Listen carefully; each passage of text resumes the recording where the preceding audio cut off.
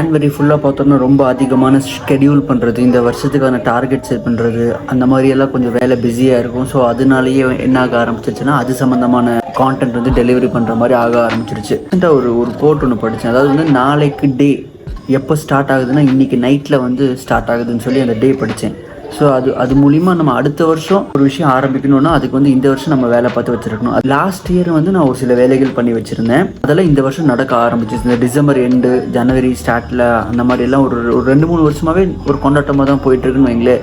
அப்போ last year வந்து என்னோட மொபைலில் வந்து ஒரு விஷன் போர்டு அப்படின்னு சொல்லிட்டு ஒரு ஆப் ஒன்று இன்ஸ்டால் பண்ணி வைப்பேன். அந்த விஷன் போர்டு அப்படிங்கிற ஆப்பில் வந்து நான் எழுதி வைப்பேன். ஓகே, இந்த வருஷத்துக்கான என்னென்ன பண்ணணும், என்னென்ன வேலைகள் இருக்குது, என்னென்ன டார்கெட் இருக்குது, லைக் பர்சனல் லைஃபுக்கு, ப்ரொஃபஷனல் லைஃபுக்கு, குழந்தைகளுக்கு, அப்படி நிறைய எழுதி வைப்பேன். இன்னமும் தெரியல, அது வந்து அப்பப்போ இந்த ஸ்பேஸ் பத்துறது இல்லை அப்படின்னு சொல்லிட்டு அப்பப்போ அதை வந்து ஆஃப்லோடு பண்ணி வச்சுருவேன். ரொம்ப கம்மியாக தான் அதை பார்க்க ஆரம்பித்தேன். ஆனால் என்னமோ தெரியல, அதில் எழுதியிருந்த ஒரு 2 பெரிய விஷயங்கள், நான் என்னால் அது முடியவே முடியாதுன்னு நினச்ச 2 பெரிய விஷயங்கள் ரொம்ப சர்வசாதாரணமாக அந்த டெட்லைனுக்குள்ளே அதுவாகவே வர ஆரம்பிச்சிருச்சு. அது எனக்கு ஒரு பெரிய மேஜிக் மாதிரி இருந்துச்சு. இப்போது என்ன தோணுச்சுன்னா, அவசரப்பட்டோமில்ல சிராஜ், அதை அன்இன்ஸ்டால் பண்ணாமல் அதை ஆஃப்லோடு பண்ணாமல் இன்னும் கொஞ்சம் அதிக நேரம் நம்ம அதை வியூ பண்ணியிருக்கலாமேடா சிராஜ்னு சொல்லி தோணுச்சு.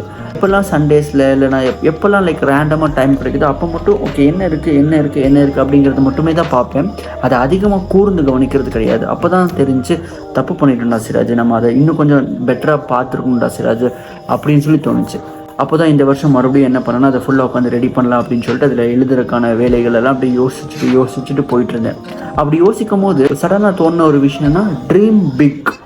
ஆமாம், சின்ன வயசுலேருந்தே ட்ரீம் பிக்னு சொல்லியிருப்பாங்க. இப்போ உட்காந்து யோசிச்சா எதுவுமே ட்ரீம் பிக்காகவே வர மாட்டேங்குது. எல்லாமே ஒரு மாதிரி கன்சர்வ்டாக தான் இருக்குது, ரொம்ப கம்மியாக தான் இருக்குது. இது ஏன் இந்த மாதிரி தோணுது அப்படின்னு சொல்லிட்டு இதுக்கு பின்னாடி போய் யோசிச்சு பார்த்தா, சின்ன குழந்தைகிட்ட போய் கேட்டால் உனக்கு என்னடா வேணும்னு சொல்லி கேட்டேன்னா, அது வந்து அதோட கற்பனை கேட்ட மாதிரி சொல்லும், பெருசாக தான் சொல்லும், சின்னதாகவே சொல்லாது, பெருசாக தான் சொல்லும். அந்த மாதிரி குழந்தைய தான் நம்ம எல்லாருமே இருந்தோம். லைக் எது கேட்டாலுமே பெரிய வீடு, பெரிய தோப்பு, ரொம்ப பெருசாக தான் சொல்லுவோம். ஆனால் வளர என்ன ஆக ஆரம்பிச்சிருச்சு, அது அப்படியே சுருங்கி லாஜிக்காக யோசிக்க ஆரம்பிச்சிட்டோம். லாஜிக்காக சொல்கிறத விட கன்சர்வேட்டிவாக யோசிக்க ஆரம்பிச்சிட்டோம். நம்மளால் இவ்வளோ தான் முடியும் அப்படிங்கிறது யோசிக்க ஆரம்பிச்சிட்டோம். ஸோ முதல்ல அதை உடைக்கணும்னு சொல்லி முடிவு பண்ணேன். Dream big. மறுபடியும் சின்ன வயசுக்கே போகுவோம். முடியுதோ முடியலையோ தப்பில்லை, ட்ரீம் பிக். ரொம்ப பிக்காக நம்ம திங்க் பண்ணுறதுக்கு ட்ரை பண்ணுவோம். யாரை மாதிரி பிக்காக ஆகணும்னு நினைக்கிறோமோ அது மாதிரி நம்ம ரொம்ப பயங்கரமாக திங்க் பண்ணுறது ரொம்ப ரொம்ப முக்கியம். ஏன்னா ஃபஸ்ட்டு மெஷின் எங்கே வேலை செய்ய ஆரம்பிக்குதுன்னா இங்கே தான் வேலை செய்ய ஆரம்பிக்குது. விஜய் இருக்கார், அவருக்கு பெரிய ஆசை ரஜினி மாதிரி ஆகணும் அப்படின்னு சொல்லிட்டு. இன்றைக்கி பார்த்தோன்னா தொட்டுட்டார், நெருங்கிட்டார்.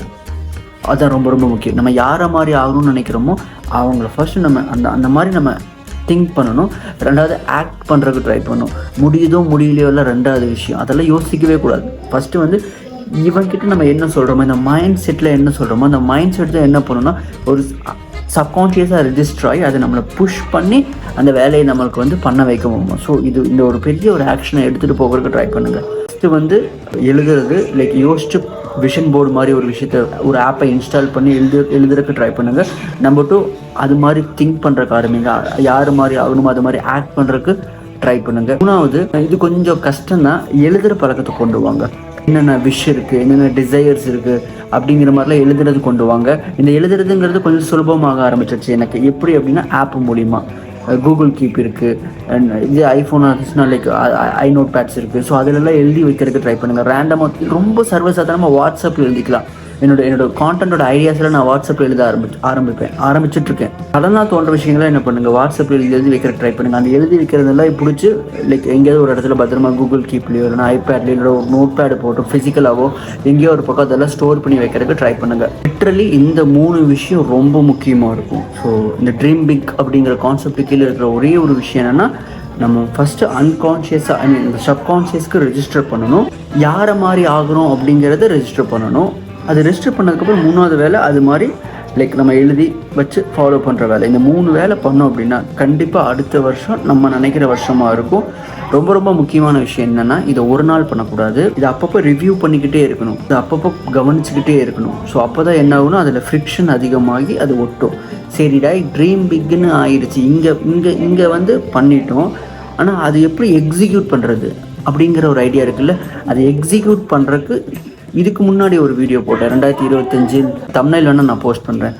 அது பார்த்தீங்கன்னா எப்படி பண்ணுறது அப்படிங்கிறது, இங்கே இருக்கிறது எப்படி எக்ஸிக்யூட் பண்ணுறது அப்படிங்கிறது அதில் ஒரு 4 நிமிஷத்தில் அதில் சொல்லியிருப்பேன். ஸோ டைம் கிடச்சா அதையும் பார்க்குறதுக்கு ட்ரை பண்ணுங்கள். See you all.